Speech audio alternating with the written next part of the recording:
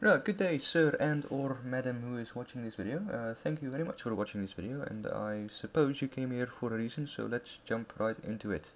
Now, I could give you a speech about how good and how bad a lot of programs are, but that's pointless. I have found a program that works very well and is free. So let's get to it. Now, the program I'm talking about, is MS. Sorry, my typing is horrible. MSI Afterburner, and you can get it to this website. I'll put a link in the description. Now, MSI Afterburner is actually a graphics card performance booster. Basically, you can use it to overclock your graphical card. So that's its main use, but it also has a video recorder implemented into its system. I think it's called Predator or something, but you can read all about it on their website. Now, download links are, you click these things and you can download and install. I'm assuming you know how to install a program, else you wouldn't be watching this video. So, yes. Okay, let's get to it now. If you start MSI Afterburner, it will show up in your tray down here. And now, okay, I'm recording with fraps, but okay, doesn't matter. So you click it once and it opens. And as you can see, here are your options for overclocking your video cards. You can change your clock rate and your memory rate. I would advise just leaving these settings alone. Leave them be, unless you know what you're doing. Else you could get in trouble, burn your graphics card out, or yeah, break some stuff. Don't touch it. Now, what you want to do is go to settings and to fiddle with your settings. Now, you have a few bars up here which you can alter. You have your general thing. It's not very interesting. You have your fan. You can change something to your fan. Monitoring. This is not really on topic, but it's pretty cool. You see all this stuff here. Your GPU temperature, CPU temperature, usage, fan speed, all these cool nerdy information stuff. If you like these things, you can enable them per piece to show up on screen or in your tray icon, but also, which is pretty cool, if you have a Logitech keyboard with a screen like a Logitech G510 or a G19, I think, you can also enable it to show on your screen, which is something I really like. Okay, but yeah, we're here for the video. So on-screen display, this is probably you can make hotkeys to enable and disable your on-screen display, but we're not going to fiddle with that too long. Now, screen capture, this is just for screenshots. You can play around with these if you want. And here we are at the page where we want to be, your video capture screen. Now, first you will have to make a hotkey for your screen capture. You can just select this box and you can randomly click buttons to make your hotkey. I prefer keeping my hotkey at scroll lock because it's that one button that nobody uses. So yeah, it works. And video capture properties. This is a really important thing actually. So let's just get going. Now, in this drop-down list, you have all the different compressions you could choose. I would say if you want to play around with them, but MJPEG works just fine for me. Now, quality, obviously, the higher the quality, the bigger your file is going to be, and the better your quality will be, and the lower it goes, the opposite effects happens. So if you would like a nice balance between quality and frame and file size, I would say put it at around 80, 85, like something like that. It works just fine, but I prefer to keep it at 100 to keep all the details in my video, because details are fancy. Now here you have your frame size. You can choose, actually there are actually a lot of settings over here. There's not a custom setting, so you can type in I want 1000 by 2 or so, but yeah, okay. This is quite cool actually. You can say, okay, I want my screen to record at a half. Well, I want my file to be half the size of my actual games playing size. or a quarter or a third these, or you can go to more specific settings. Now, okay, of course you have to look at what your screen is. If you're a 16:9 screen, you would want to choose these. If you're 16:10, you want to choose these.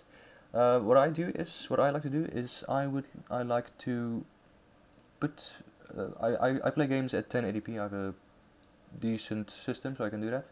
But I like to record my gameplays at 720p because it's still HD and decent quality. And I record at 30 frames per second because it's a YouTube standard. YouTube standard runs at 30 frames per second, unless I'm mistaken. So that's just what you can do. You can also, if you really have a not very bad, if you have a system that's on the edge of dying when you record, you can drop it down to 24 frames per second, which is also still watchable, or maybe even 17, but that's pushing it. So just keep it at 30. And this, I have to mention this, you have two different frame rates, your frame rates and your frame rate limit. Now basically, this is the frame rate your video will be recorded in, and this is the maximum frame rate your game will run at. Yes, unlike Fraps, you can play your game at 25 million frames per second and still record at 30 frames per second. There's no frame rate restriction, so that you can just put your maximum frame rate. So you can disable this and let it run free, but I like to keep it at 60 for, I don't know why actually. Yeah, no, I'll put it off. It's not really necessary to put it on. And yeah, so that's that. Figure out that, play around if you want, and of course you need a file destination to record your files at. And you can record to your C disk if it's big enough, but if you have an extra disk that's free, like a local disk inside your computer or an external disk, you can use that as well to record your gameplay too. Now, for the further settings, you can play around a bit. Video capture compatibility properties. I didn't really have the need to enable these things. My videos look just fine. But if you're having problems with compatibility, or a video is not turning out as you would want it to be, just go to the forums or look on YouTube for other videos. I'm sure there will be one that could help you, and maybe this thing helps. Oh yeah, just one thing: a multi-threading optimization. A thread is basically your processor. The amount of cores that work. So if you have a dual core, you only have 2 threads. If you have quad core, you have 4 threads. Hexacore 6, octa-core 8. So you can by default say, okay, I have a hexacore system, so I want to record only with 3 threads because I want to use my other processor units for something else. You can do that, but I would recommend just leaving it at automatic. Everything works really fine with everything on default settings. And lastly, you have your audio capture properties, which is basically the sound that you hear in your video. So you can, if you are deaf or something, you can easily just leave it at none. You do need to hear sound, so if you want to do that, but I would recommend putting it on auto select, and it will basically just select your speaker output. So everything that you can hear will be recorded onto a file, into your video. And you also, so that's that. And if you want to put on live commentary or get some external audio, if you want to do commentary, you want to enable a microphone, you just go to here and go to your WASAPI Capture device and select your microphone which you are using or want to use. I actually made a mistake back there. What you want to select is direct sound capture device or something. Yes, direct sound capture device instead of the WASAP capture device. The WASAP gave me some problems with audio. I figured out later on. So stick with the direct sound capture device, and you should be fine in editing programs. And then you have these 2 buttons down here. You have down mix, multi-channel audio mix. I'm not really sure what this does. Something about well, if you're for example recording, if you have a 7.1 sound installation or something, and your sound output is 7.1, it will downsize it to stereo, something with compatibility. But I didn't really need feel the need to do that. My playing is okay, and so that's, you can do what you want.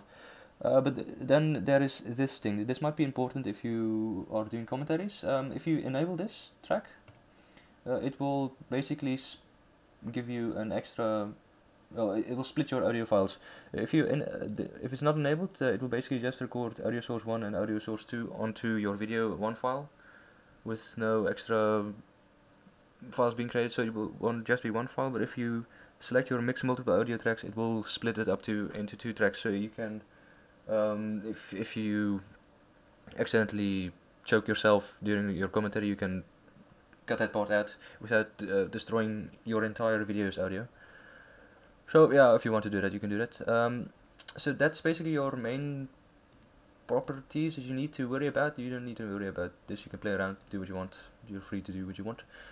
So that's that. Don't forget to close this by pressing OK. It will also save all your settings. If you don't close it, it won't record, by the way, so just do that. So yes, that was basically your setup for MSI Afterburner, and I will see you in a flash, and we'll look at some gameplay.